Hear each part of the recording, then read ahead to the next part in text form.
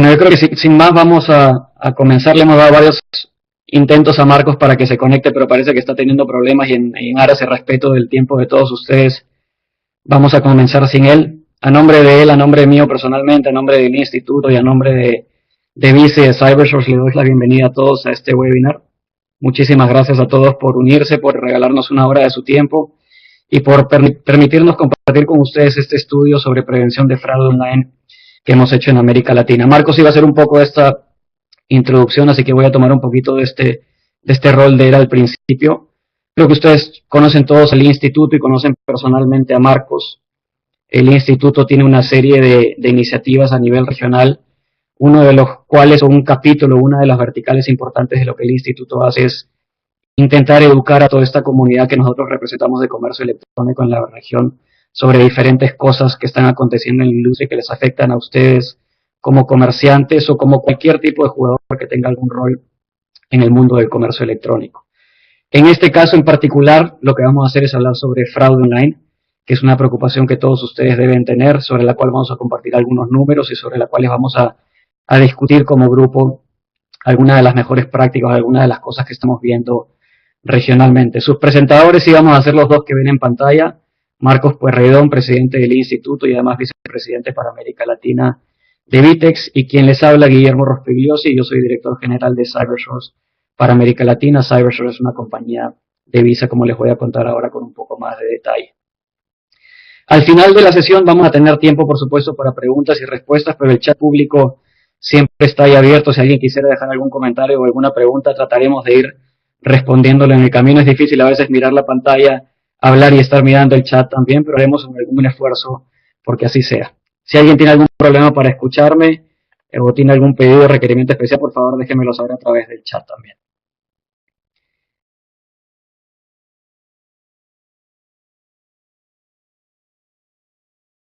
Partes principales. Primero les voy a hablar un poquito de comercio electrónico en la región. Hay algunos números frescos nuevos que ha publicado Visa a través de un estudio que ha hecho con el Euromonitor, que fueron publicados hace algunas semanas y que se hicieron públicos oficialmente la semana pasada. Luego vamos a hablar en un poco más de detalle sobre CyberSource. Quiero asegurarme que todos ustedes conocen a CyberSource. Viendo la lista de participantes, reconozco muchos de los nombres y creo que la mayoría de ustedes lo conocen, pero para quienes no lo conozcan, vamos a dedicar 5 o 10 minutos para contarles quién es CyberSource. Y luego vamos a entrar a la parte principal de la presentación, que es compartir con ustedes los resultados de este estudio. Buenos días, ¿cómo estás, Guillermo?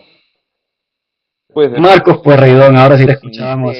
yo no sé si es, bueno, no voy a decir por qué, pero la verdad es que lo bueno es que uno puede solucionar estos problemas que te traen el cambio de máquinas.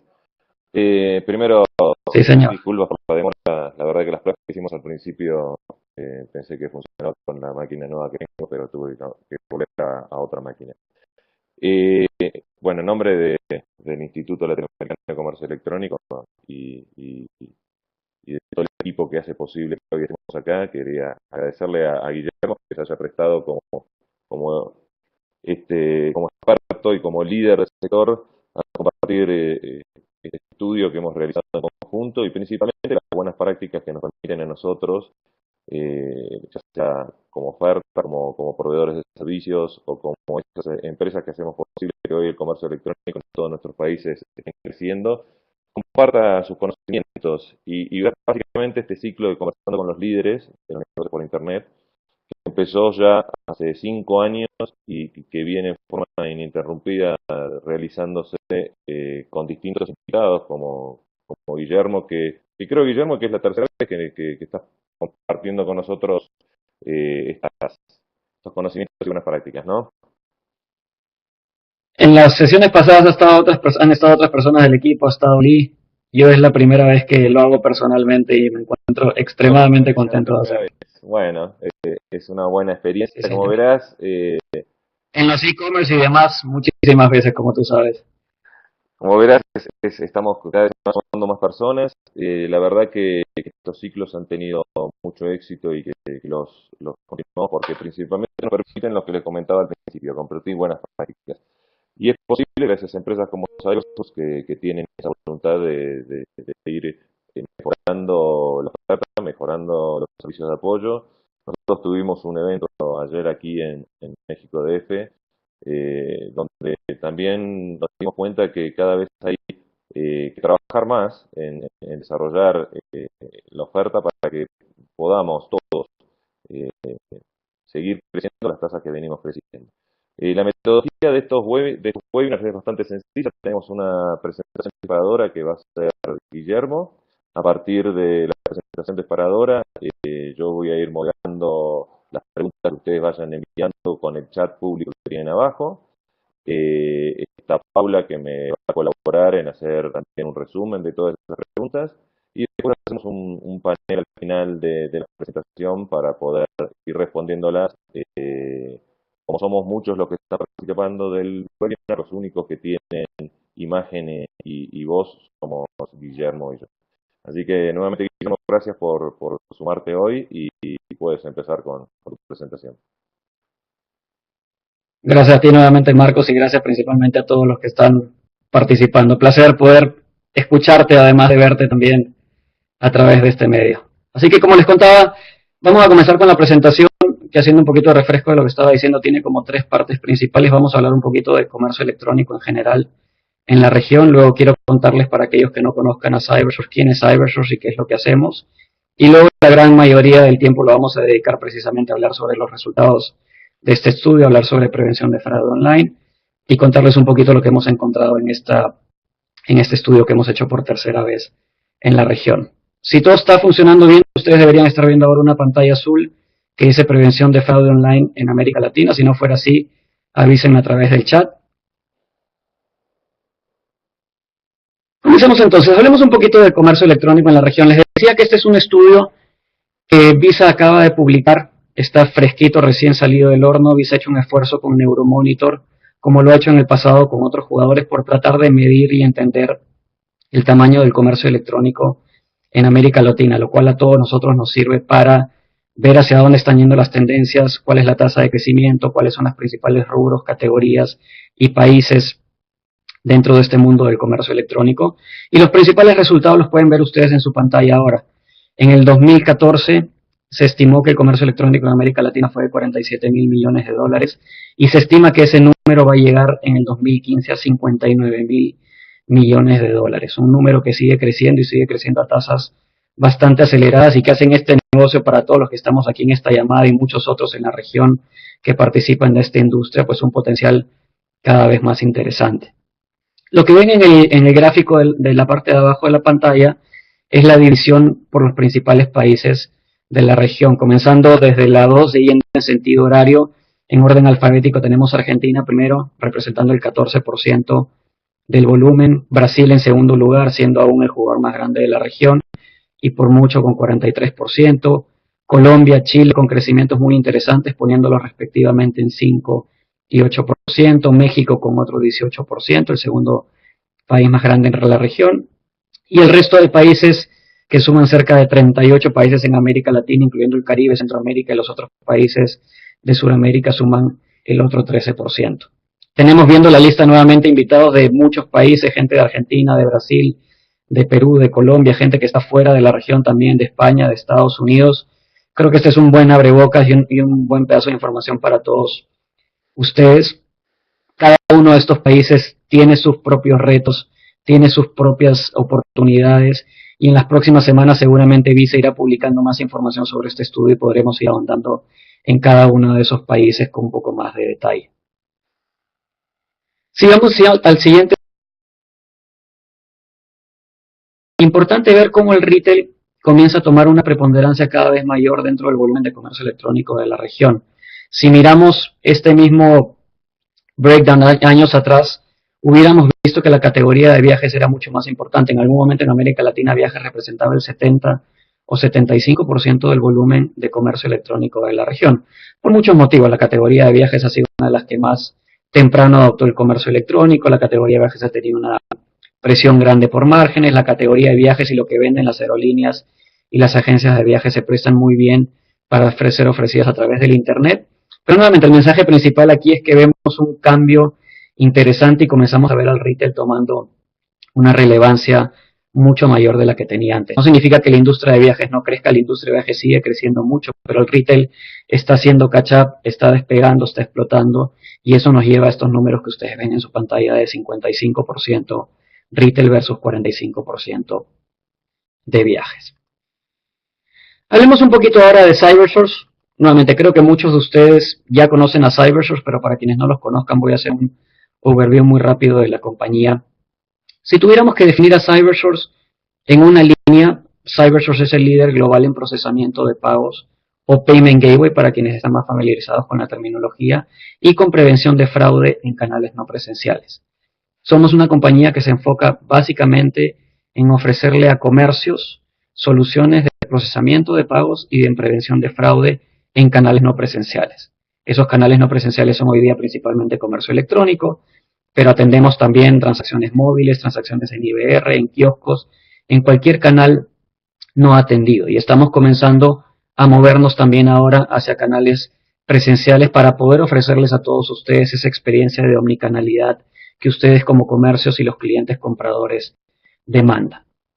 CyberSource tiene un portafolio de más de 450.000 comercios alrededor del mundo, 450.000 comercios que confían en nosotros para hacer procesamiento de pagos o gateway o prevención de fraude o una combinación de esos dos y de otros productos que ofrecemos.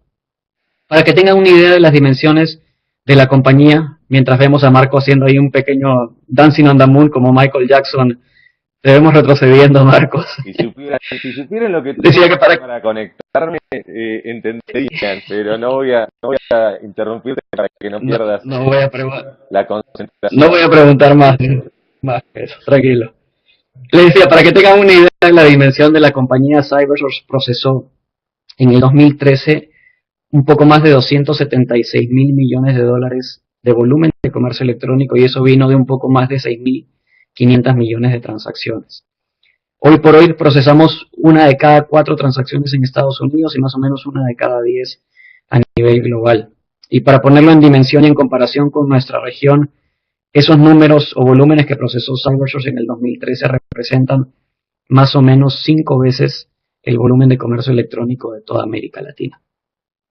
Y les comentaba al principio que CyberSource es una compañía de Visa. En julio del 2010, Visa compró el 100% de CyberSource y en ese momento nos convertimos en una subsidiaria al 100% de Visa, lo cual nos ha permitido crecer de una manera más acelerada y llegar a otras partes del mundo donde antes no estábamos. Antes éramos una compañía muy enfocada en Estados Unidos, hoy día somos una compañía enfocada en todo el mundo y América Latina no es la excepción de eso, y tenemos ya una presencia local y un portafolio de clientes muy interesantes del cual les voy a hablar un poquito más en los próximos slides.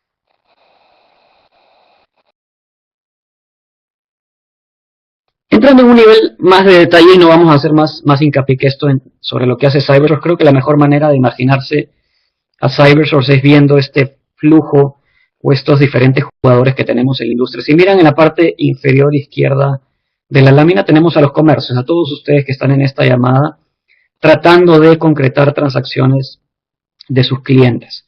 Como les decía antes, ya sea a través de comercio electrónico, de un teléfono móvil, de una tablet, de un IVR, de un kiosco no atendido, lo que fuera.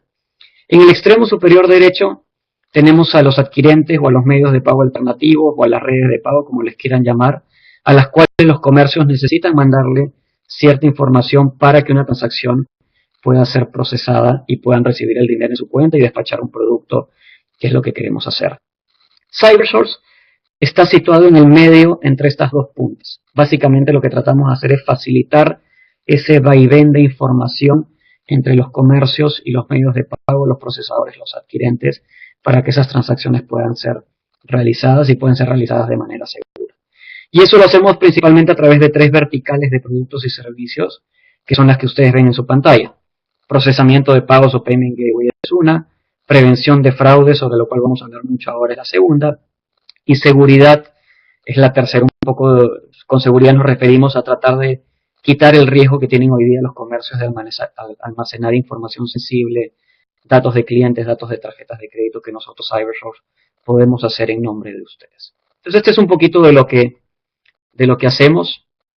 Al final del día, más que procesar una transacción, más que mandar una transacción de un punto A a un punto B, más que hacer prevención de fraude para una transacción, yo creo que eso es lo que mejor resume lo que hacemos. Estamos aquí para ayudarlos a todos ustedes a maximizar sus ingresos, a maximizar la conversión de ventas, a optimizar sus costos operacionales, a reducir las tasas de revisiones manuales, los rechazos de transacciones, a poder habilitar nuevos productos y servicios, nuevos modelos de negocio, y todo eso al final del día se va a reflejar en mayores y más saludables ingresos para todos ustedes. Este es el fin que perseguimos. Les comentaba un poquito que, un poco de la mano de la adquisición de Visa, CyberSource ha crecido alrededor del mundo. En América Latina comenzamos a operar hacia finales del 2011, hace un poco más de 3 años, y hoy podemos decir con mucho orgullo y con mucha responsabilidad también a la vez que tenemos ya clientes en 30 y pocos países de la región, que tenemos un equipo de cerca de 25 personas directamente en la región atendiéndolos a todos ustedes, que tenemos hoy día más de 750 comercios que nos utilizan o directamente o a través de nuestros partners que tenemos en la región, que hoy día son principalmente adquirentes, que nos ayudan a distribuir nuestros productos y servicios como Cielo en Brasil, Decidir en Argentina, Visanet del Perú en Perú, Credibanco en Colombia, Bancomer y Banorte en México y otros más en otros países de la región. Así que suficiente con el de CyberSource, vamos a hablar ahora puramente de prevención de fraude online. Nuevamente, si alguien tuviera alguna duda o alguna pregunta, lo pone en el chat público y tratamos de responderlo a medida que vamos avanzando. Comencemos desde lo más básico de la prevención de fraude online. ¿A qué nos referimos con hacer prevención de fraude online? Básicamente lo que tratamos de hacer es ayudarlos nuevamente a ustedes a poder procesar transacciones que sean más saludables y que tengan menos probabilidades de convertirse en contracargo o generarnos algún problema más adelante. Y la mejor manera de reflejarlo es con este simple semáforo que ustedes ven en su pantalla. Ustedes como comercio, como procesador, reciben una transacción y necesitan determinar si esa es una transacción buena, que deberían aprobar, si esa es una transacción que tiene muchos indicios de ser potencialmente mala y que por tanto deben rechazar, o si hay unas transacciones que terminan un poquito que en un área gris o en un limbo donde no podemos decir automáticamente si pueden ser aprobadas o rechazadas y donde tenemos que hacer algo más para validarlas, ya sea una revisión manual, una autenticación utilizando algo como Verify by Visa o Secure Code o algún otro método de validación que existe en los diferentes países que ustedes representan. Si vamos a un nivel adicional de detalle, esto da un poquito más de detalle de los pasos que seguimos para hacer esto. Nosotros como CyberSource y otras compañías que ofrecen prevención de fraude también recibimos una orden. Esa orden pasa por unas herramientas automatizadas y por ciertos modelos. Esos son procesos que pasan muy rápido, que son totalmente transparentes al cliente, que demoran menos de un segundo. Esa herramienta, de la mano con una serie de reglas personalizadas para cada comercio, no todos los comercios tienen el mismo apetito por el riesgo o manejan su negocio de la misma manera, entonces hay reglas personalizadas para cada comercio, una aerolínea por punto de partida o punto de llegada, si es un retailer, un grupo de productos puede tener una serie de reglas más restrictivas que otras porque son más caros, porque van a zonas que conocemos menos. En fin, hay miles de diferentes variables que se pueden combinar para construir reglas personalizadas. Entonces, la orden pasa por la herramienta automatizada, toma en consideración las reglas personalizadas que cada comercio pone y terminan en esa decisión que tiene 3 posibilidades, que son aceptar la transacción, rechazarla o hacer una revisión manual o hacer alguna validación adicional. Y parte de las transacciones que son aceptadas van a terminar siendo fraude. Aquí viene una primera aclaración, no le estamos vendiendo a nadie que el fraude va a desaparecer. Parte de las transacciones aceptadas va a terminar siendo fraude. La única manera de no tener fraude es no vender y nadie que esté en esta llamada y que participe en el mundo del comercio electrónico quiere no vender. Lo que tenemos que hacer, como siempre decimos, es administrar ese fraude para que llegue a los niveles más bajos posibles sin afectar la experiencia de compra de los clientes buenos y llegando a un número o un porcentaje que sea posible administrar dentro de un estado de ganancias y pérdidas de un negocio como el que todos ustedes representan.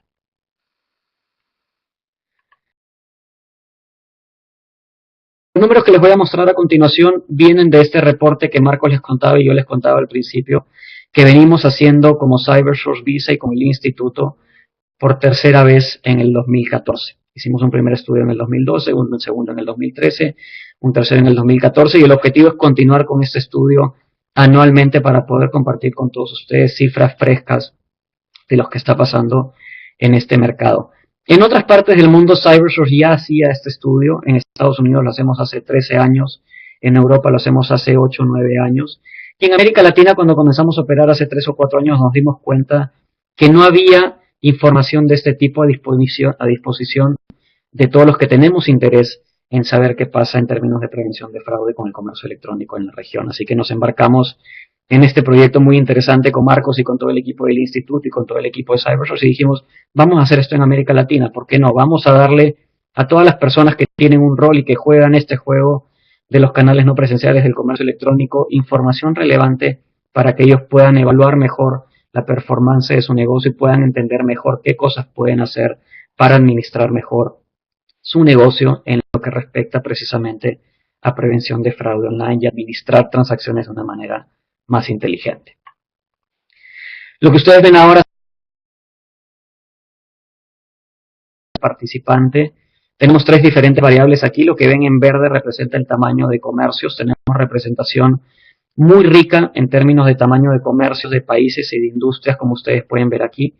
En tamaño de comercio tenemos empresas chicas, todo es relativo, pero chicas bajo la perspectiva de este estudio, que venden menos de 5 millones de dólares, empresas medianas que venden entre 5 y 50, representando el 15% de los encuestados, y empresas grandes vendiendo más de 50 millones de dólares por año, representando el 16%. En azul no voy a ir por todas las variables, ven la división por países, creo que una buena representación de Argentina, de Brasil, de México, de Colombia, Chile, Perú y los otros países que son relevantes, los cuales nos permite decir que la muestra es representativa. Y lo mismo acontece cuando vemos el perfil por industrias. Tenemos diferentes tipos de jugadores aquí, empresas que venden bienes digitales, empresas que venden productos electrónicos, empresas que venden otros bienes físicos, empresas que venden servicios, que venden pasajes aéreos, que venden paquetes de viajes y demás. Nuevamente, todas las categorías grandes bien representadas aquí. No está señalado aquí, pero es importante mencionarlo. En este reporte que estamos presentando del 2014 tuvimos una participación de 186 diferentes comercios. Esos 186 diferentes comercios que participaron representan un poco más de 24 mil millones de dólares de volumen de comercio electrónico, con lo cual tenemos una representatividad de más del 52% de todo el volumen de comercio electrónico en América Latina en esta encuesta, a través de las respuestas que todos ustedes y otras personas que no están en este webinar nos dieron. Les agradezco por eso y los invito a seguir participando porque este estudio es tan rico como el perfil de participantes tenemos y como información que podamos capturar de ustedes, podamos procesar y podamos representarles a todos ustedes en un formato como el de este estudio. Así que por favor participen. Las encuestas para el estudio del 2015 ya están al aire, ya están públicas. Todos ustedes deberían haber recibido alguna invitación y el que no haya recibido alguna invitación, contáctese conmigo, con alguien del instituto o alguien más de CyberSource y los vamos a guiar en el camino correcto para que puedan llenar esas encuestas y darnos información que nos permitan presentar nuevamente este reporte el próximo año. Es más, Connie, siendo mucho más proactiva que yo, acaba de poner el link a la encuesta en el chat público. Ustedes lo ven ahí, es http://survey.confirme.com, etcétera. Denle clic al link y por favor vayan y llenen esa encuesta nuevamente para poder seguir presentándoles a todos ustedes información que sea de valor. Algo que nos genera a todos muchísimo dolor y de lo cual no quisiéramos ver mucho pasando, pero que desafortunadamente pasa. Hoy día en América Latina se rechazan en promedio 7.1% de las órdenes. Estas son órdenes que son rechazadas solamente por los comercios. Esto no considera lo que pasa del lado del banco emisor o del lado del medio de pago, que también puede terminar rechazando algunas transacciones. Estas son transacciones que el comercio rechaza y no las rechaza porque no quiera procesar esas transacciones. Todos queremos procesar transacciones. El comercio las rechaza probablemente porque no tiene herramientas adecuadas para determinar si esa transacción debe ser procesada o no. Y ante tal vez falta de esas herramientas o de esa finura para decir la acepto, terminamos yendo por el camino un poco más pasivo, un poco más reactivo, un poco más conservador y las rechazamos. Ustedes ven algunos números hacia la parte derecha de la pantalla que nos permiten ver ese mismo número dividido por países o regiones. El 7.1 en el caso de Brasil es 4.6, en el caso de México es 12.9, algo preocupante en el caso de México. Ya estamos trabajando con diversos comercios en México para tratar de administrar eso, pero creo que lo más importante es ver los números de Estados Unidos y de Europa, que son 2.3 y 4.8 respectivamente. Eso nos muestra la oportunidad que tenemos de seguir mejorando. Si nos comparamos con Estados Unidos, que es un referente cuando hablamos de comercio electrónico, vemos que allá en promedio los comercios solamente rechazan el 2.3% de las órdenes, la tercera parte de lo que nosotros rechazamos como América Latina. Un segundo problema que tenemos, y lo planteo como un problema porque hay mucha área de oportunidad para mejorar aquí, es que hacemos mucha revisión manual. 85% de los comercios en América Latina hace revisión manual y en promedio revisamos más de la tercera parte de las órdenes. 35% de las órdenes que recibimos son revisadas de forma manual. Volviendo al comentario que les hice en la lámina anterior, no es porque queramos pagar de más o sobreinvertir en costos operacionales. Por supuesto que a nadie le gusta eso. Eso afecta el bottom line, el estado de ganancias y pérdidas, y disminuye de la ganancia que podríamos tener como negocio. El motivo por el cual hacemos esto es nuevamente por la falta de herramientas que puedan llevarnos a esta misma respuesta de aceptar o rechazar de una manera automatizada. Y eso es parte de la oferta que Cybersource y otras compañías que hacen prevención de fraude tratan de hacer. Nuevamente, 85% de comercios haciendo revisión manual, en promedio revisando la tercera parte de las órdenes y en promedio aceptando 69% de las órdenes. Dicen los expertos, más expertos que yo si lo quiero poner de esa manera, que las órdenes que son revisadas manualmente idealmente deberían terminar en un 50-50. Si estamos mandando la cantidad correcta y el tipo de órdenes correctas a revisión manual, al final del día deberíamos terminar con un número cercano al 50% de aceptación y al 50% de rechazo.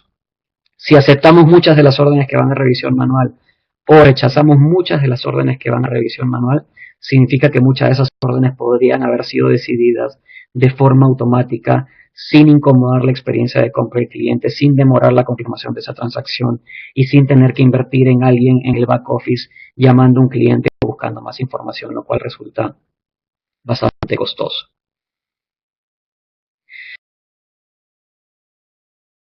El 1.4% de esas órdenes terminan siendo contracargadas. Un número que se ha mantenido más o menos estable y que a nosotros nos gustaría ver disminuir de manera significativa, sobre todo porque tenemos áreas de oportunidad, como ven cuando nos comparamos con otras regiones como Estados Unidos y Europa.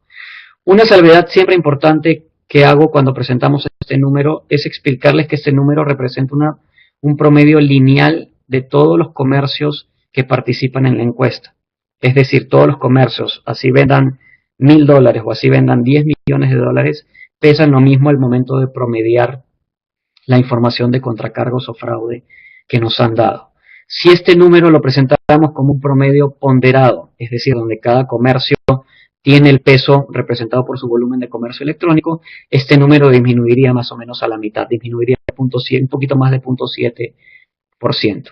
Eso lo que nos muestra también, esa explicación, lo que nos permite mostrar es que los comercios más grandes probablemente han tenido más oportunidad de invertir en herramientas de prevención de fraude y tienen números de contracargo más bajos comparado con los comercios más pequeños que aún sufren más ardientemente de este problema que tenemos en la región y que tenemos en todo el mundo, que son los contracargos en canales no presenciales. Nuevamente, un problema, no lo miren de la manera negativa, es un problema que puede ser administrado, que puede ser manejado de la manera correcta, con los partners correctos y con las herramientas correctas. Este cuadro es muy interesante porque nos permite resumir un poquito los números que hemos mostrado en las últimas láminas. Tenemos en las columnas los contracargos, los rechazos, la revisión manual, las órdenes revisadas y las órdenes que son aceptadas por revisión. Y en las filas tenemos a Brasil y a México, que son los países que por muestra podemos mostrar individualmente, América Latina como un todo, Estados Unidos, Canadá y Europa. Y hemos visto la mayoría de números, no los voy a volver a revisar. El único mensaje sobre el cual haría hincapié aquí es que hay algo que no cuadra aquí. Hay algo que no estamos haciendo de una manera correcta. Si nos comparamos con Estados Unidos, por ejemplo, tenemos más contracargos, tenemos más rechazos, pero tenemos también más fraude. Tenemos más contracargos, más revisión manual y más rechazos. Perdónenme, creo que repetí algunas de las variables por ahí. Y esa es una ecuación que no cuadra. Si tenemos más rechazos, si tenemos más revisión manual, en el mejor de los casos deberíamos ver menos contracargos, porque estamos invirtiendo más en prevenir fraude. Si tuviéramos contracargos un poco más altos, pero dijéramos que somos muy buenos porque rechazamos muy poco o hacemos muy poca revisión manual, sería una ecuación que haría un poquito más de sentido también. Pero lo que vivimos hoy día y experimentamos todos nosotros como América Latina es una ecuación que no termina de cerrar. Más en estas tres variables de contracargo, rechazo y revisión manual no hace sentido. Y estamos aquí nuevamente como Cybersource, como Visa, como Instituto y otras empresas alrededor de la región para ayudarlos a todos ustedes a tratar de corregir esto y de manejar esto de una manera más inteligente.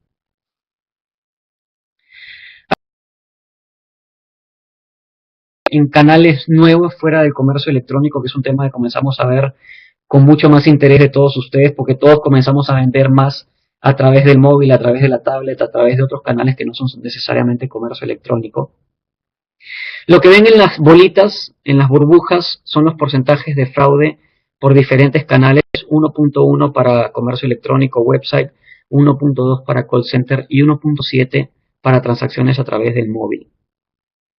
Y en la parte de abajo lo que ven en las columnas son los porcentajes de las personas que respondieron la encuesta que no sabían cuál era el fraude para esos diferentes canales. Y aquí vemos como una proporción o una relación directamente proporcional sobre, mientras menos sabemos del canal sobre el cual nos están preguntando, más fraude tenemos. Y no creo que sea una coincidencia. En comercio electrónico el 70% de la gente sí sabe cuál es su porcentaje de fraude y sí lo mide, y ese porcentaje de fraude es de 1.1. Las personas que lo miden en el call center son el 58%, el fraude es de 1.2. En móvil solamente el 33% de las personas que respondieron la encuesta traquea o monitorea de alguna manera el fraude móvil, y vemos, nuevamente no creo que por coincidencia, un indicio mayor de fraude en ese canal siendo 1.7%. Todos ustedes deben haber experimentado el crecimiento del canal móvil de diferentes maneras o con mayor o menor intensidad.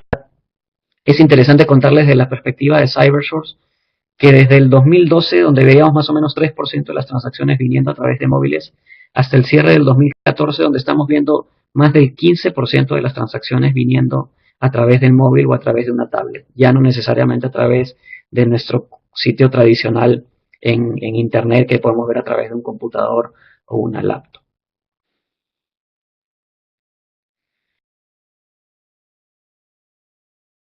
Que nos van a permitir responder si el comercio electrónico a través del móvil o el e-commerce es más riesgoso o no. Nuevamente, no pretendo llegar a una conclusión. Hay variables, como ven, que nos tiran más al no, hay variables que nos tiran más al sí. Cada uno de ustedes debe entender estas variables, debe entender su modelo de negocio y debe entender cómo incorpora la inteligencia que viene de todas estas variables o todas estas características que vamos a mencionar en los próximos minutos para administrar el fraude en e-commerce de una manera más inteligente. Seguimos la columna del no, la que dice que no, e-commerce no es más riesgoso. Del lado del cliente tenemos que el móvil es omnipresente, lo cual significa que está en nuestras manos siempre. Si el teléfono celular nos llegara a faltar, nos damos cuenta casi que de inmediato, a diferencia de una billetera o una laptop o algún otro elemento que nos daríamos cuenta después de un tiempo mayor, si es que lo tenemos o no. El teléfono está siempre con nosotros. La mayoría de teléfonos tiene diferentes sistemas para prevenir el uso indebido, ya sea como el último modelo del iPhone, la lectura de la huella dactilar, un PIN, algún patrón de esos que dibujamos en la pantalla del teléfono. La mayoría de nosotros tiene alguna forma de prevenir que alguien que no debe usar nuestro teléfono lo utilice, y eso también es un elemento para decir que el e-commerce no es más riesgoso. Tenemos servicios de GPS que nos permitan activar o desactivar, ubicar o desactivar un teléfono si llegara a estar en poder de alguien que no debería estar. Tenemos biometría nuevamente, que ya viene en el iPhone 6, ya viene en el último modelo de Samsung y va seguramente a convertirse en algo estándar para todos los teléfonos inteligentes en el corto plazo. Desde la perspectiva del comercio, nuevamente mirando la columna del no, tenemos nuevos elementos para determinar seguridad, nueva información que viene a través del teléfono móvil que nos permite determinar o ayudar a determinar si ese teléfono está siendo usado por quien debería. La seguridad de las redes móviles suele ser más seguro, mejor protegido que las redes Wi-Fi a las cuales nos conectamos indiscriminadamente en cualquier sitio público todo el día. Y hay nuevos métodos de validación también Nuevamente la posibilidad de poner un SMS, de mandar un mensaje al cliente para que el cliente nos pueda responder, biometría y demás. Si miramos la columna del sí en commerce es más riesgoso, tenemos también algunas variables que nos permitirían llegar a esa conclusión o a esa respuesta. El teléfono es más fácil de robar, les decían que nos vamos a dar cuenta más rápido, pero es más fácil de robar, lo tenemos con nosotros todo el tiempo, está encima de la mesa, cuando vamos a un restaurante, cuando tomamos un café, cuando estamos en la oficina, y es más fácilmente accesible que una computadora o una laptop. Hay nuevas amenazas también, aplicaciones que bajamos también, creo yo, indiscriminadamente. Yo soy el primero que levanto la mano y me declaro culpable. Bajamos todos los días apps e información y nadie lee la letra chica o las recomendaciones que vienen cuando bajamos esas aplicaciones. Ya nos acostumbramos o creemos en esos proveedores y simplemente vamos a aceptar y aceptar. Y esa aplicación entra a nuestro teléfono y podría venir con ella malware, podría venir alguna forma de smishing o alguna otra forma de vulnerar la protección de ese teléfono. Y tenemos también el hombre en el medio, todos aquellos proveedores de esas aplicaciones no siempre son los Apples o los Amazons del mundo, tenemos cientos de miles de desarrolladores, pequeños, medianos, grandes, serios, no serios, poniendo aplicaciones allá afuera en las tiendas virtuales y alguna de esas podría resultar no siendo tan positiva como creíamos. Me dice alguien por ahí que estamos perdiendo la señal. Espero que me estén escuchando bien. A menos que alguien me diga que no, sigo avanzando. Yo te estoy escuchando Ok, muy bien. me dicen que sí, entonces sigo avanzando. Gracias a quien puso. Perfecto, alguien puso por ahí un comentario que no se estaba escuchando bien, pero sigo No, avanzando. Y el último recuadrito, el de la parte inferior. un comentario, Guillermo, para aquellos que no tengan Dime, Marcos. una buena conexión de internet, lo que hacen es eliminen la imagen y van a mejorar la conexión del audio. Perfecto, gracias por eso. Entonces, decía, en el recuadro inferior derecho vemos aquellas variables que desde la perspectiva del comercio nos pueden decir que sí, el e-commerce puede ser más riesgoso. Las direcciones IP que hoy día utilizamos mucho en el mundo de las desktops y las laptops se comienzan a diluir un poquito porque hay muchos otros elementos que vienen con el teléfono móvil y además porque el teléfono móvil por naturaleza está moviéndose por ciudades, por países y por tanto el valor de esa dirección IP se puede diluir. Tenemos lo que en inglés se llama application fatigue, que es un poquito de lo que les mencionaba antes, que ya aceptamos por default todo lo que nos digan y pregunten cuando queremos bajar algo y en algunos casos podríamos estar vulnerando nuestra privacidad y la de nuestros teléfonos cuando damos sí o aceptar a todas esas preguntas que nos hacen al momento de bajar una aplicación. Y lo tercero es que hay nuevo comportamiento de prevención de fraude del cual tenemos que ir aprendiendo. Tenemos una historia larga en términos de data, de conocimiento de patrones en el mundo del comercio electrónico tradicional. El comercio móvil abre las puertas para nuevas modalidades de fraude y todos nosotros tenemos que ir educándonos y aprendiendo y tratando de ser proactivos en prevenir nuevos modelos de fraude que pueden ser facilitados a través del teléfono móvil.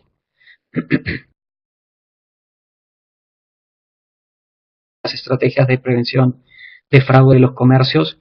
Hoy por hoy 36% de los comercios utiliza la misma herramienta que tiene para comercio electrónico tradicional en comercio móvil, lo cual en la mayoría de casos puede funcionar, pero ojo con algunas de las variables que mencionamos en la lámina anterior que nos pueden forzar por lo menos a tener perfiles o formas o reglas de administrar el fraude en el comercio móvil de una manera un poquito más individualizada que solamente metiéndolo en el mismo balde que las transacciones de comercio electrónico. 15% de los comercios, yendo a la segunda burbuja, tiene una herramienta diferente o un sabor diferente de la misma herramienta.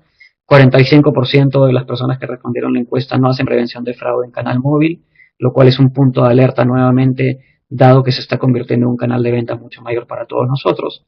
Y 4% de quienes respondieron no saben cómo responder esta pregunta o no saben si tienen una herramienta diferente o igual para comercio electrónico. En resumen, y para intentar cerrar un poco esta presentación, alguien me hacía una pregunta por ahí, dice, ¿dentro de CyberSource puedo saber si la transacción llega desde un móvil? La respuesta es por supuesto que sí. Dentro de todas las herramientas que nosotros recibimos y dentro de la respuesta que te vamos a dar, tú vas a poder identificar si esa transacción viene a través de una máquina, una laptop o una computadora, o si viene a través de un teléfono móvil o si viene a través de una tablet. Incluso podemos ver el sistema operativo y el modelo del teléfono. Quien quiera entrar en mayor detalle lo podemos conversar offline, si lo quisiera. Decía, para ir cerrando la presentación y dar tiempo suficiente para las preguntas que ustedes pudieran tener.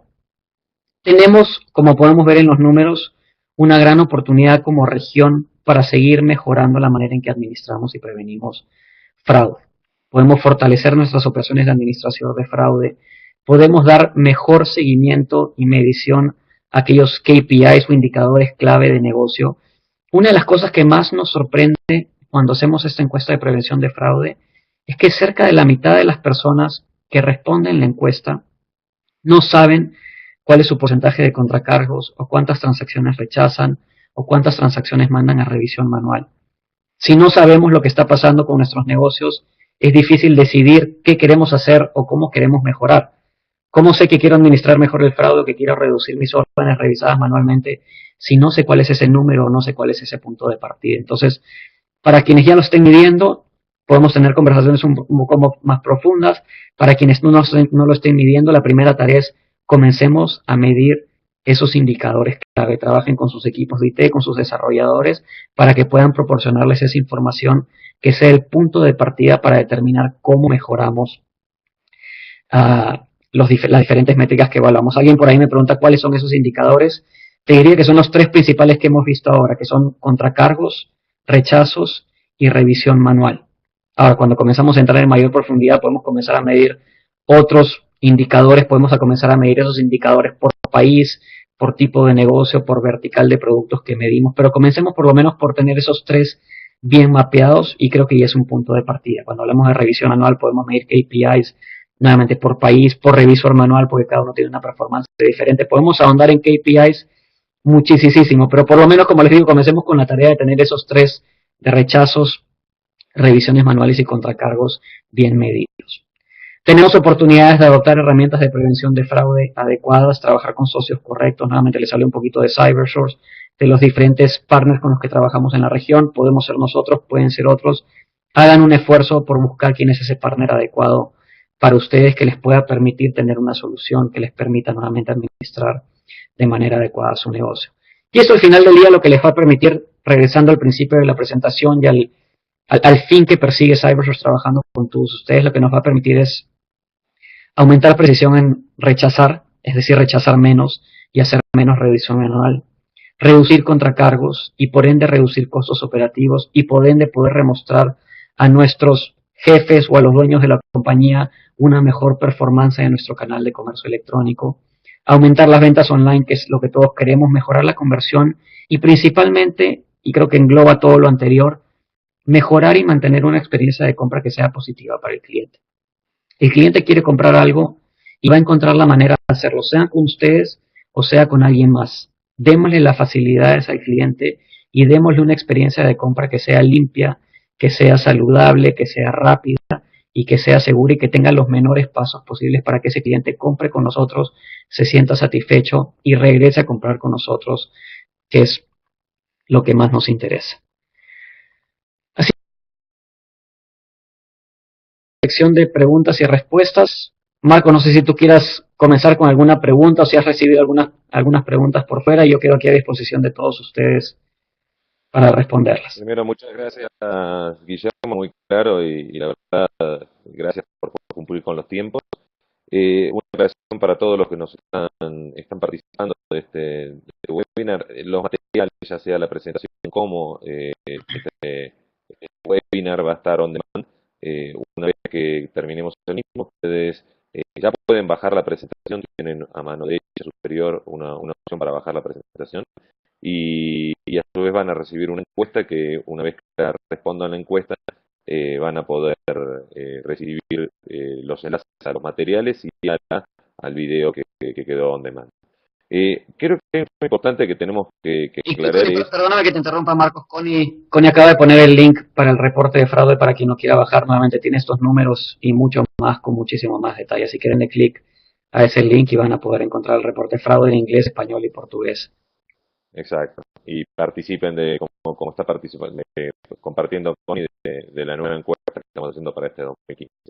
En el estudio está mucho más desarrollado todos los puntos que mencionó Guillermo. Pero creo que acá lo importante, Guillermo, es a nosotros nos pasaba ayer en un workshop que teníamos más de 80 comercios que están haciendo comercio electrónico, surgió el tema de fraude. Y creo que tenemos que desmitificar el fraude, creo que tenemos que hablar del fraude, tenemos como lo decía en tu presentación, es algo que es parte del negocio, como también lo es en el negocio offline. Y lo que hay que entender es que hay muchas herramientas y recursos y hay buenas prácticas que uno puede aplicar para que ese fraude esté controlado. Y la primera pregunta que creo que todos nos hacemos es, ¿cómo sabemos si estamos haciendo los deberes bien? ¿Cómo sabemos si estamos bien parados? Y creo que va de la mano de esos KPI que estaban nombrando, ¿no? ¿Qué recomendación o qué podrías decirle a aquella persona que hoy le gustaría saber si está dentro del término promedio? ¿Cuánto es un fraude controlado dentro de un comercio tradicional de que venda online, por ejemplo, retail? Uh-huh. Agradezco la pregunta y tú sabes que la primera parte de esa respuesta va a decir, no hay una respuesta para eso. Y ahora voy a andar un poquito más, no piensen que estoy evadiendo la pregunta. Igual el motivo por el cual digo que no hay una respuesta... Que lo digas. Yo sé que todo depende. Yo sé. Depende del caso. Pero tengo que comenzar por ahí. Promedio. Exactamente. Tú me estás ayudando a dar la respuesta. La verdad que es difícil dar un número global para todos quienes están participando en este webinar y para todos los que tienen algún rol en comercio electrónico, porque ese número varía mucho dependiendo del apetito de riesgo que tenga cada comercio, varía mucho dependiendo de la vertical en la cual operamos, varía mucho dependiendo de qué tanto queremos sacrificar seguridad por conveniencia o lo contrario. Al final del día esto es mucho un juego de balancear seguridad y conveniencia, ¿correcto? Podemos hacer una experiencia que sea muy segura, podemos pedirle al cliente todo lo que queramos, la fotocopia del documento de identidad, la foto del perrito, mandarlo a que nos llame por teléfono y la transacción probablemente va a ser muy segura, pero estamos sacrificando conveniencia al hacer eso y eso el cliente va a terminar reflejando eso en probablemente poco entusiasmo en comprar con ustedes y poca compra repetida en el futuro. Podemos hacer una experiencia muy conveniente también, no tener una herramienta de prevención de fraude, no hacer ningún tipo de validación y el cliente probablemente va a estar satisfecho, pero vamos a dejar puerta abierta para que entre mucho fraude. Entonces, hay muchas variables que nos llevan a determinar que esa respuesta a tu pregunta, Marco, varía muchísimo. Yo conozco comercios que tienen 1% de fraude y están felices de la vida porque tenían 7 u 8. Nosotros no estamos contentos porque los queremos llevar a .2 o .3 o 20 o 30 puntos base y hacia eso trabajamos. Hay otros comercios que tienen 20 puntos base de fraude y están hambrientos por seguir bajando ese número porque no les parece lo suficientemente bajo. Hay comercios que venden tickets para cine, por ejemplo, o que venden downloads de músicas o de ringtones, etcétera, que no tienen posibilidad de hacer una revisión manual porque el valor de la transacción es muy bajo y por tanto tratan de decidir todo automáticamente. Hay otros comercios que venden carteras o billeteras o bolsos que cuestan $2,000 o $3,000 y esa compañía está feliz mandando 80% de las transacciones a revisión manual porque esa transacción le cuesta $2,000 y si llegara a ser un fraude va a representar una pérdida mucho mayor.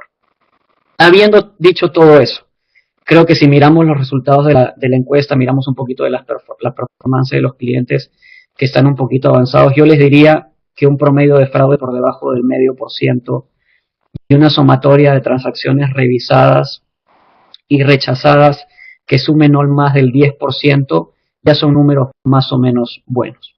Realmente, hay personas que están escuchando esto por todo lo que dije que les va a sonar irrisorio, les va a sonar altísimo. Hay otros que seguramente me dirían, ¿dónde firmo? Yo quiero tener esos números ya. Entonces, por eso la salvedad y tanta vuelta para responder esa pregunta. Bueno, muchas gracias, Guillermo. Y acá es muy importante. Había una pregunta por aquí de Marcelo, perdóname, Marcos, antes de pasarla y antes que se me vaya el chat. Marcelo Galínez nos decía, ¿por qué en el proceso de revisión manual el output idealmente debería ser 50% aceptadas o rechazadas? Nuevamente, Marcelo, como muchas de las cosas que hemos mencionado aquí son generalidades, pero un poquito la idea detrás de ese comentario es lo que mandamos a revisión manual deberían realmente ser transacciones sobre las cuales no tenemos certeza. Y si no tenemos certeza, un resultado de 50-50, es decir, acepté 50% y rechacé 50%, probablemente va en línea con ese, realmente era una transacción que era difícil de decidir. Si tú estás mandando a revisar manualmente 10 transacciones y terminas aceptando 8, estás invirtiendo mucho en revisión manual. Gran parte de esas 8 debería haber sido aceptada manualmente, automáticamente, perdóname. Si nos vamos para el escenario contrario, si de 10 transacciones que revisas manualmente tú estás rechazando 8 o 9, tampoco estamos haciendo un buen trabajo en la parte automática. porque muchas de esas transacciones deberían terminar siendo decididas automáticamente y no terminar siendo mandadas a revisión manual con los sobrecostos y las molestias que eso puede generar para un cliente. Gracias, Te paso la Guillermo. palabra ahora sí, Marcos, para la siguiente pregunta. Gracias. Y acá quiero proseguir con la línea de los KPIs, de los KPIs. Básicamente tenemos que, y todos somos conscientes ya, que el P&L del comercio electrónico, que el comercio electrónico son números y que en el P&L ese porcentaje de fraude atenta contra nuestra rentabilidad, nuestro EBITDA. Y como manejamos tasa de conversión, manejamos tasa orgánica de recompra, manejamos SLA de entrega, SLA de expedición, manejamos ROI corregido en algunos casos, hoy el indicador de prevención de fraude tiene que estar dentro del dashboard de cualquier gerente o director de e-commerce o cualquier escudería que venda online. Y algo que tenemos que analizar también no es solamente el indicador, porque el indicador es algo que nos marca un estado donde estamos, sino también que al automatizar procesos, cuando vamos a buscar que ese P&L que sea cada vez más azul y tengamos mayor rentabilidad, hay muchos costos que tiene la revisión manual. Yo siempre doy ejemplo de muchos de nuestros clientes en Vitex que hoy están haciendo revisión manual. La revisión manual es costosa, porque no una persona revisa, depende de la operación, entre 30 a 50 operaciones día. Y si sos un comercio que tiene 800, 500, 1000 operaciones día, es un montón de gente que tenés que tener para hacer esa operación y no es escalable, o sea, es muy difícil de escalar y seguir creciendo. Entonces, muchos de los que nos están escuchando que tienen 100 operaciones día, 50 operaciones día, dicen, bueno, la revisión manual la puedo manejar porque en el fondo la manejo con una persona. Tengan en cuenta que es parte de ese ejercicio que tenemos que hacer para seguir creciendo. Y la pregunta que hago, Guillermo, es, hoy hablamos de sistemas como Cybersur que permiten e-commerce de alta conversión y de alta performance y crecimiento, y nosotros somos de los primeros convencidos. Hay una pregunta acá que nos hacen de las integraciones con plataformas para automatizar y facilitar a los que están vendiendo todos estos procesos. Pero cuando no tenés una plataforma y está todo en volúmenes chicos, ¿cuáles son las recomendaciones que vos darías a aquellos que todavía no tienen un volumen para empezar a utilizar Cybersur? ¿Cuál sería el volumen? La pregunta sería primero. Y después, si no tenés ese volumen de transacciones para automatizar todo el proceso de prevención de fraude, ¿cuál sería la recomendación que vos darías si tienen que hacer todo un proceso manual?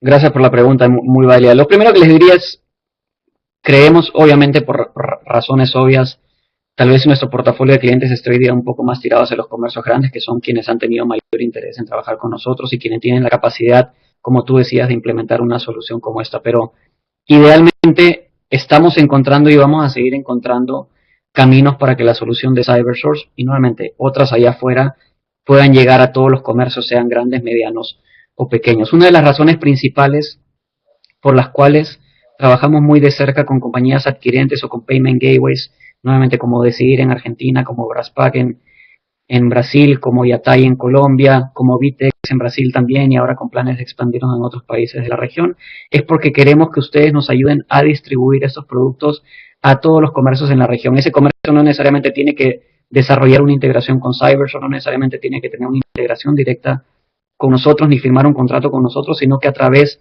de relaciones que ya tenga con un Vitex, con un Decidir, con un Braspac, con un Yatai o con uno de los adquirentes que mencioné al principio, puede integrarse con nosotros. Ese es el objetivo principal de toda esa estrategia de trabajar con partners, con facilitadores y con adquirentes.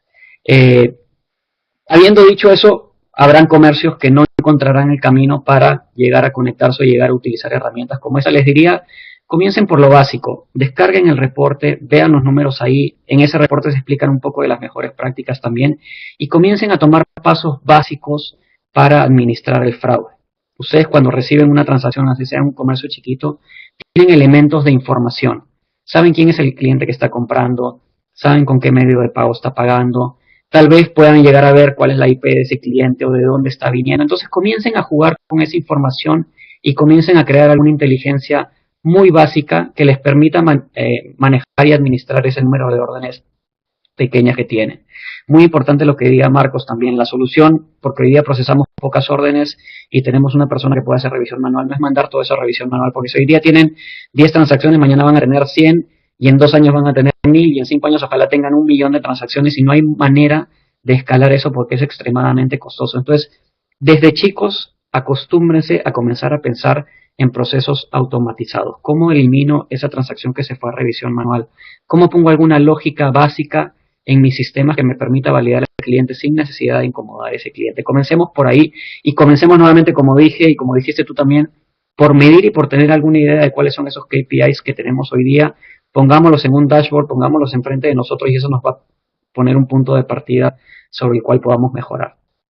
Acá hay una serie de preguntas que están haciendo sobre medios de pagos, cuáles son los más recomendados, y sobre agregadores de medios de pagos que tienen servicios incluidos de prevención de fraude. Yo quiero hacer relación ahí a todos que cuando nosotros estamos haciendo comercio electrónico hacemos un esfuerzo muy grande para tener tasa de conversión, para lograr que ese usuario, ese interesado en un producto o servicio, termine haciendo clic en nuestro carrito y comprando. Y ahí empieza otro desafío, que es que las aprobaciones, cuando van a un medio de pago de validación online, sean en porcentaje de la mayor cantidad posible, o sea, ya sea por prevención de fraude o por aceptaciones. Y aquí los que vienen con soluciones yo creo que hay que medir todo el tiempo, y después ahí la mejor decisión va a estar en el propio laboratorio que tenemos nosotros en nuestra tienda online. O sea, cuando uno dice, ¿qué es mejor? ¿Es mejor un agregador de medios de pago como Mercado Pago, como PayPal, como PayU en algunos países, o es mejor directamente ir a un gateway como Decidir, como Braspago, o cualquiera de los que mencionó Guillermo? La realidad, más allá de los costos que tiene cada uno, también tiene cuáles son las performances en lo que son aceptaciones de cada uno. Entonces hay que medir constantemente y eso a nosotros nos va a facilitar el tener nosotros mismos las decisiones, la información para tomar las decisiones de cuáles son los mejores medios de pago para tomar, para utilizar. Sin olvidarse también en los medios de pago que están todavía los que son híbridos y tradicionales. Por ejemplo, aquí en México todavía se sigue utilizando mucho el pago en efectivo, ya sea a través de un OSCO o a través de cualquier otro medio de pago contra entrega.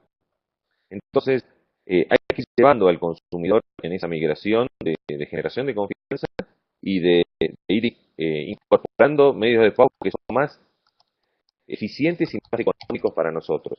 Entonces hay que trabajar en conjunto, no olvidarse que esto es una evolución y hay que tener, como decía Guillermo, desde el comienzo, para poder tener un e-commerce escalable, automatizar procesos que nos permiten a nosotros crecer.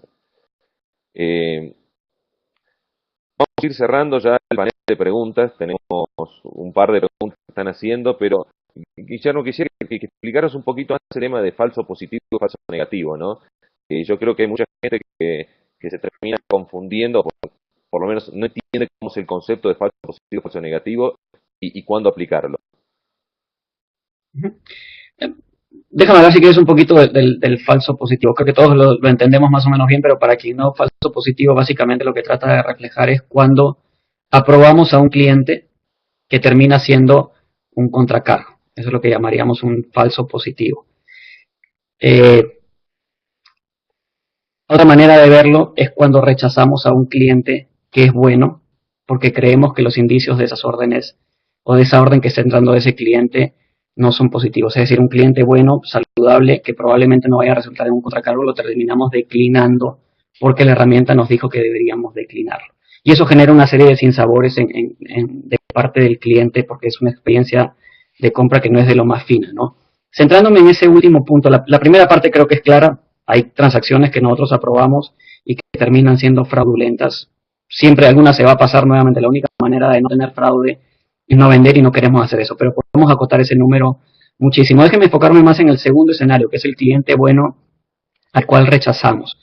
Es muy importante la participación de todos ustedes como comercios para ayudarnos a entender mejor a esos clientes. Nosotros no sabemos si un cliente bueno fue rechazado a menos que un cliente de alguna manera demuestre que fue rechazado y que era un cliente genuino. Y la mayoría de veces, como eso pasa, es porque el cliente se contacta con el comercio y le dice: comercio X, traté de comprar en tu página y no pude porque me rechazaste.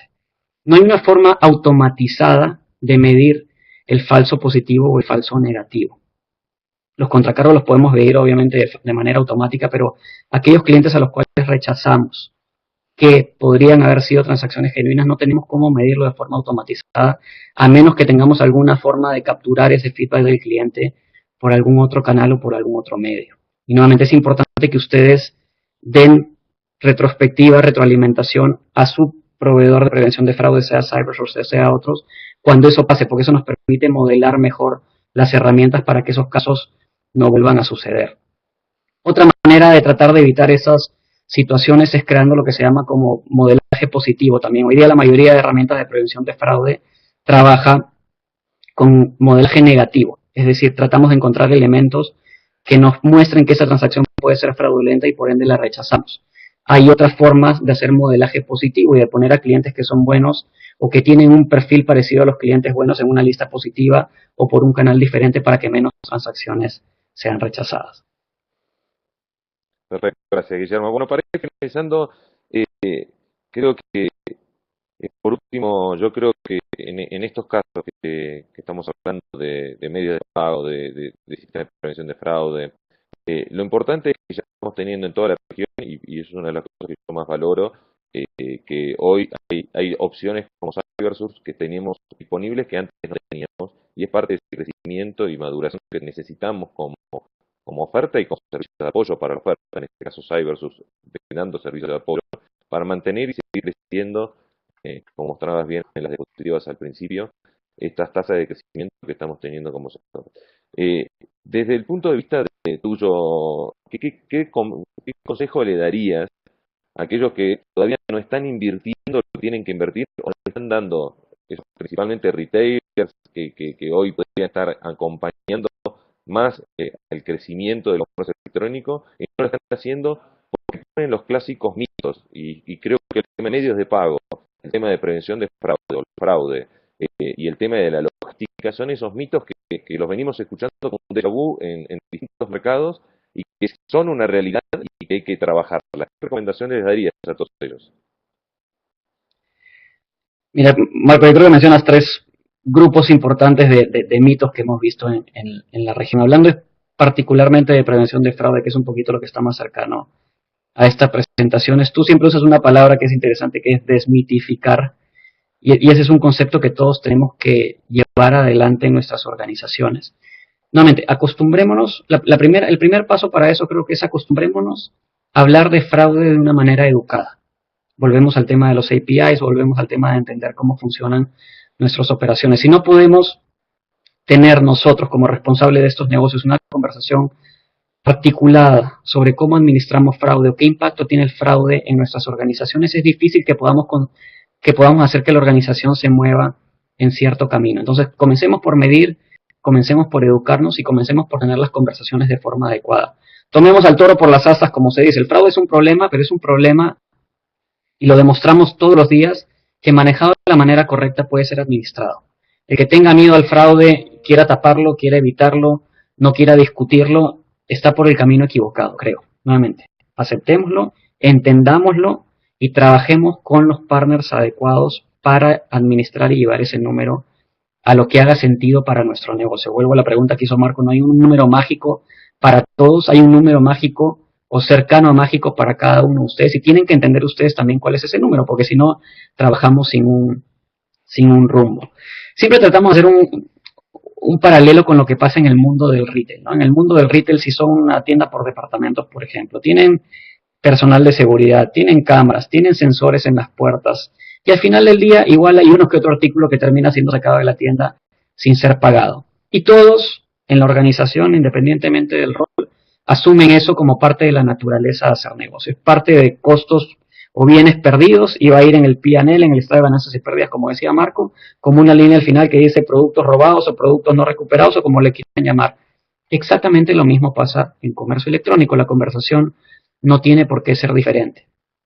Esos guardias de seguridad, esas cámaras de seguridad, esos sensores se convierten en una herramienta de prevención como CyberSource. Y nuevamente, la administramos y la manejamos de la mejor manera, y eso tiene un costo, y al final del día va a generar una pérdida que debería ser pequeña también. Entonces, acostumbrémonos a tener ese tipo de conversaciones para generar credibilidad dentro de la organización de que estamos manejando estos temas de una manera educada y eficiente. Creo que esa es una buena manera de terminar esta charla. Exacto. Y un tema que quiero destacar es lo que mencionabas al principio de la charla, que hoy están ya presentes en casi toda Latinoamérica. Aquellos que quieran profundizar tienen muchos partners de CyberSource, como Decidir, como Pago, o sea, generalmente lo que hoy están incorporando este servicio como un servicio de valor agregado, así que aprovechenlo. Y aquellos que están preguntando cómo empezar a tener, o cómo empezar a armar un manual o un proceso de buenas prácticas, un proceso de revisión, un proceso de prevención de fraude de sus empresas, sus comercios, bajen el estudio, donde van a tener muy buena información y buenas prácticas que estamos compartiendo con todos ustedes. Gracias, Guillermo. Ahí les pongo también, Marcos, antes de terminar, les acabo de poner en el chat público mi email personal, el email general que tenemos como grupo también. Te agradezco los comentarios finales. Estamos interesados en seguir creciendo, obviamente, el footprint de CyberSource, en seguir ayudándolos a todos ustedes a manejar este tema de fraude de una manera más efectiva, más eficiente. Así que quien quiera entrar en contacto con nosotros, pues muy a la orden.